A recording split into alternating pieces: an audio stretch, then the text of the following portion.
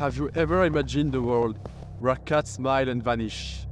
A world so dark that everything appears in black and white? Or a place where chocolate flows like a river? These are all the things we thought about but never dared to say aloud. However, Timothy Walter Burton brought them to life. Today, we dive into the mysterious and enchanting world of Tim Burton, the cinematic genius who has shade of perception of fantastic.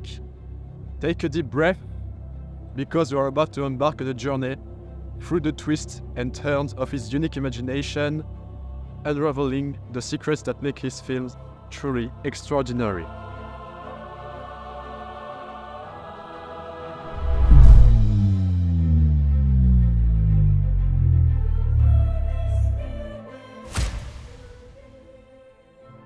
Where I am? That's a beautiful place to talk about such a great filmmaker. Born on August 5th, 1958, Tim Burton spent his childhood in Burbank, a small town in California near Los Angeles. This town may not ring a bell, but it housed major film studios like Disney and Warner. At a very young age, he discovered Gothic horror cinema, a fascination that stayed with him throughout his life and manifested in his own production. In addition to drawing, he simultaneously developed a passion for filmmaking, creating short films with friends, often involving animation or stop motion.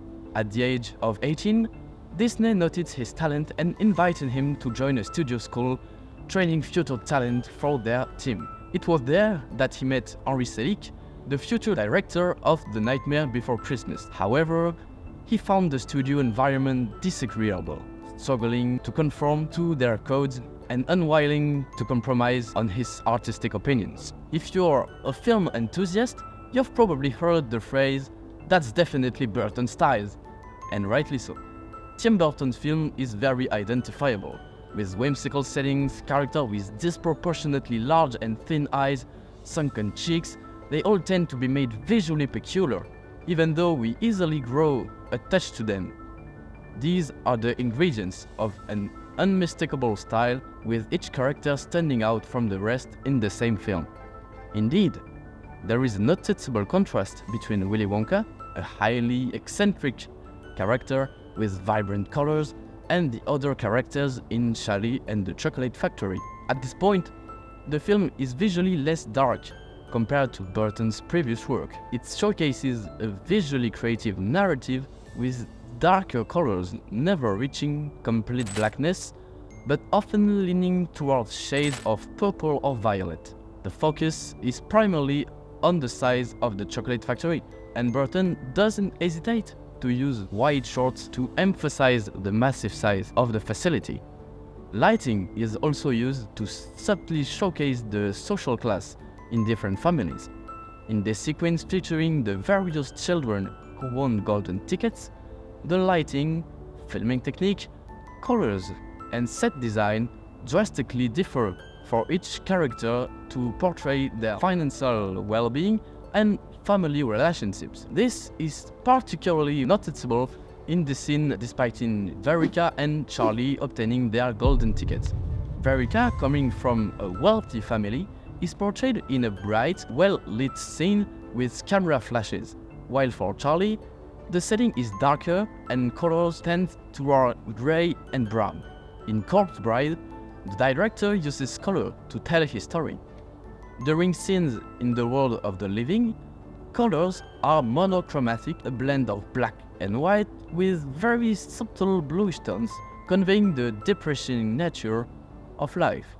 Even beyond colors, the shadows cast by character on the floor or walls emphasize this dramatic aspect. But once we enter the realm of the dead, the colors suddenly become much brighter and the atmosphere is entirely different. Just one image from each world instantly conveys the mood Burton wanted to establish. The themes explored mainly revolves around childhood and death, intertwined with a gothic fantasy universe. All of Tim Burton's films either feature a flashback to childhood, a childlike setting, or atmosphere. Death is an integral part of Burton's cinema. he has managed to construct a parallel world where death becomes bittersweet. His characters are brought to encounter death and for some to fight against it. The Burtonian's character is often unconventional, naive and innocent. They experience a sense of discomfort towards others and their role feeling out of place or misunderstood. The Burtonian hero has no choice but to use their weaknesses and transform them into strength to overcome their fears. One of his recent films allowed him to regain favor with the adaptation of a book tailor-made for him, Miss Peregrine, Homes for Peculiar Children. Everyone has dreamed of having superhuman powers and of endlessly traveling back in time. Tim Burton, however, has the ability to bring our childhood nightmares to the screen without ever jolting us away. The film follows the story of Jake Portman, a teenager who might seem ordinary at first glance. As the story unfolds, we discover that he possesses a gift equal to the peculiars. He can see the invisible monster, the Hologast.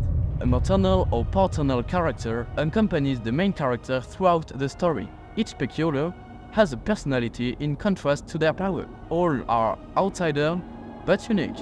Beyond the captivating aesthetic present in Tim Burton's works, his exceptional mastery of the stop-motion technique stands out. Since his beginning with the film Walsall in 1982, he has consistently refined this technique, reaching a remarkable level in Corpse Bride, for example. The film's smoothness creates the illusion of computer-made 3D animated images, a result of meticulous attention to every detail of the animation.